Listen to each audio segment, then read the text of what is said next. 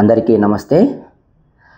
ఈరోజు వేద మంత్రము ఓం యస్మాదృతేన సిద్ధ్యతి యజ్ఞో విపచ్చితచ్చనా సధీనాం యోగమిన్వతి.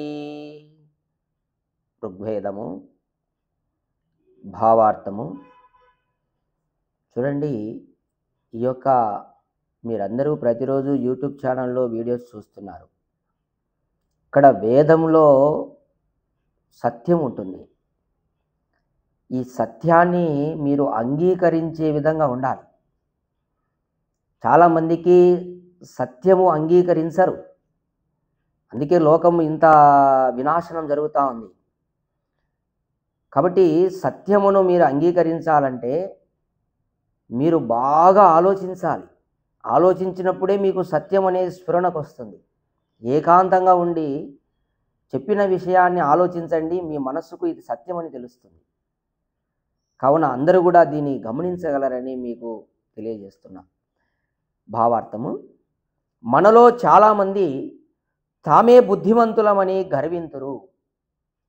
తమ బుద్ధి కుశలతతోనే తమ కార్యములు సిద్ధింపగలవని ఎంచుదురు. తమకు దుసాధ్యము లేదనుకొందురు. కానీ వారి బుద్ధి పరమేశ్వరుని యొక్క జ్ఞానమునకు అనుకూలమగుటచే వారి కార్యములు సిద్ధించుచున్నవని వారికి తెలియదు. చూడండి, చాలామంది మనం చేసే కార్యాలు మనం సిద్ధిస్తున్నాయంటే కారణం ఏంటి? మన బుద్ధి పరమేశ్వరుని యొక్క జ్ఞానమునకు అనుకూలమైనప్పుడే అవి సిద్ధిస్తాయంట. అప్పుడు మనం ఏమనుకుంటాం? ఇది నేనే చేశాను, నా వల్లే జరిగింది అని అనుకుంటుంటారంట. వారి కార్యములన్నీ సిద్ధింపవు, కొన్నియే సిద్ధించును. వారి యొక్క కార్యములు అన్నీ కూడా సిద్ధించవు, కొన్నియే సిద్ధించును. అవియు వారి బుద్ధి వారి తెలియకయే పరమేశ్వరుని జ్ఞానమునకు అనుకూలముగా ప్రవర్తించేటట్లు అట్లు సిద్ధించును. చూడండి, ఇక్కడ అవి కూడా వారి బుద్ధి వారికి తెలియకయే పరమేశ్వరునికి జ్ఞానమునకు అనుకూలముగా వర్తించుటచే అట్లు సిద్ధిస్తాయంట. సెకండ్లు పడుతుందా? ఇట్టి సిద్ధి వలననే మనము మోసపోయి అభిమానవంతులమగుదుము. ఆ విధంగా సిద్ధించడం వలన మనం చేసే కార్యాలు మనం మోసపోయి మనలో అభిమానం అంటే అహంకారం వచ్చేస్తుందట. ఇది మిథ్యా అభిమానము కాదా? మనము తెలిసి మన బుద్ధిని పరమేశ్వరుని జ్ఞానమునకు అనుకూలముగా వనర్చుకొని కార్యసఫలతను పొందుటలో అట్టి మిథ్యాభిమానమునకు తావుండదు.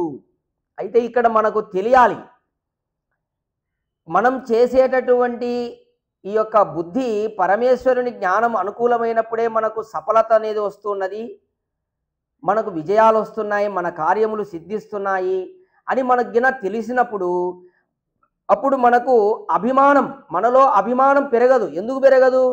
మన బుద్ధి భగవంతుని జ్ఞానానికి అనుకూలమైందని మనకు తెలిసింది కాబట్టి. అదే ఎవడైతే తెలుసుకోడో వాడు అహంకారి అయి జీవిస్తుంటాడు. ఎందుకంటే నేనే ఇవన్నీ చేశాను, నా వల్లే ఇవన్నీ జరుగుతున్నాయి అనే అహంకార ధోరణిలో అతను ఉంటాడు. అందుకే ఇక్కడ నువ్వు తెలుసుకొని నీ కార్యం ఎట్లా సిద్ధించింది అని నువ్వు గుర్తించి ఆ విధంగా చేసినప్పుడు నీలో ఆ మిథ్యా అభిమానం అనే దానికి తావుండదు.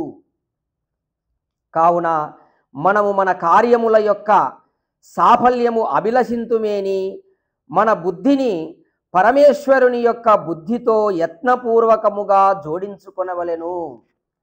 మనకు ఈ విధంగా కార్యసిద్ధి కావాలని ఎవరైతే ఆశిస్తుంటారో వారు తమ బుద్ధిని పరమేశ్వరుని జ్ఞానమునకు జోడించవలెను అంటున్నాడు. మనము ఆ బుద్ధి పరమేశ్వర బుద్ధితో జోడింపబడినదియు లేనిదియు తెలుసుకొనుట అల్పజ్ఞులమగు మనకు సంభవం కాదు.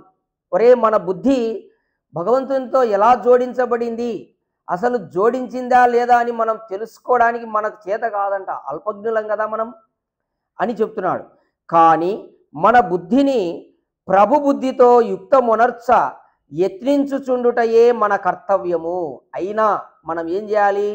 ఆ మన బుద్ధిని ఆ యొక్క పరమేశ్వరుని యొక్క జ్ఞానమునకు అనుకూలంగా మనం వర్తించుటయే మన కర్తవ్యం. ఇక్కడ చూడండి, మన కర్తవ్యము. ప్రభువు సత్యస్వరూపుడు. ఇక్కడ ప్రభు అంటే పరమేశ్వరుడు అని అర్థం, ఈ సృష్టికర్త. ఏమి సత్యస్వరూపుడు అంటే త్రికాలములలో మారకుండా ఒకే రకంగా ఉన్నటువంటి దానికి సత్యము అని పేరు. భూతము, భవిష్యత్తు, వర్తమాన కాలములలో మార్పు లేకుండా ఒకే రకంగా ఉన్నదాన్ని సత్యం అంటారు. అది పరమేశ్వరుడే. 3 కాలముల యందు ఒకే రకంగా ఉంటాడు సృష్టికర్త. అతనికే అందుకే సత్యస్వరూపుడు అని పేరు. తైత్రీయ ఉపనిషత్తులో కూడా మహర్షి ఇదే చెప్తాడు. సత్యం జ్ఞానం అనంతం బ్రహ్మ అంటాడు భగవంతుని. అంటే సత్యం, భగవంతుడు సత్యం. సత్యమే పరమేశ్వరుని యొక్క స్వరూపం. కావున మన బుద్ధిని మనము నిరంతరము సత్యమునకు న్యాయమునకు అనుకూలముగా ఉంచుకొనవలెను. కావున మనం ఏం చేయాలి? మనం భగవంతుని బుద్ధితో మనం జోడించబడాలంటే ముందు భగవంతుని లక్షణాలు తెలుసుకోవాలి. భగవంతుడు సత్యము కాబట్టి, భగవంతుడు న్యాయకారి కాబట్టి మనం కూడా సత్యముగా న్యాయముగా నడుచుకునేటట్లుగా ప్రయత్నం చేయవలెను. ఆ విధంగా ఉంచుకొనవలెను మన బుద్ధిని. సత్యమునకు న్యాయమునకు విరుద్ధముగా బుద్ధి ఎన్నడూ ప్రవర్తింపచేయరాదు.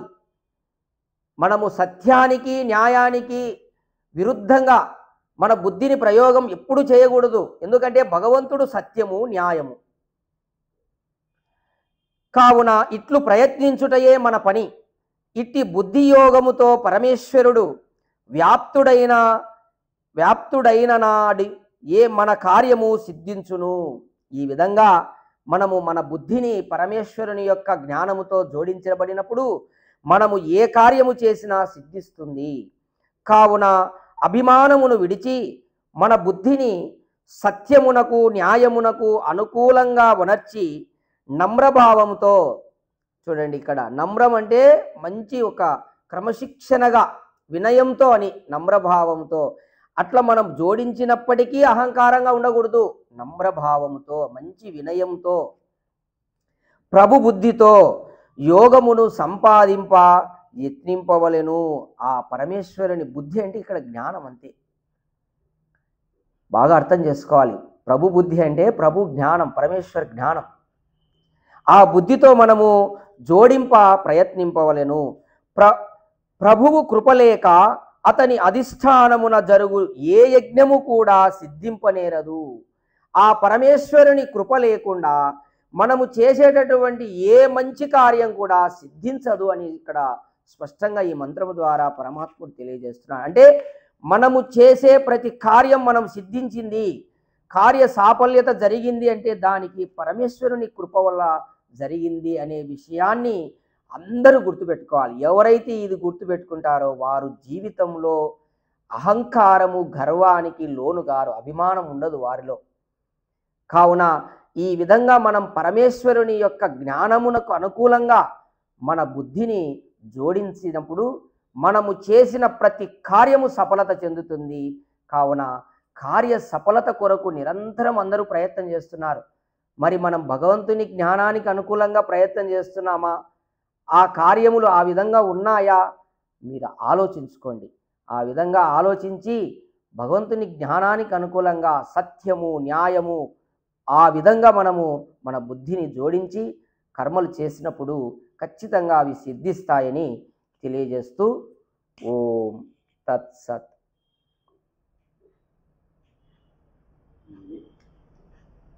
రెడ్ బటన్ వద్దు.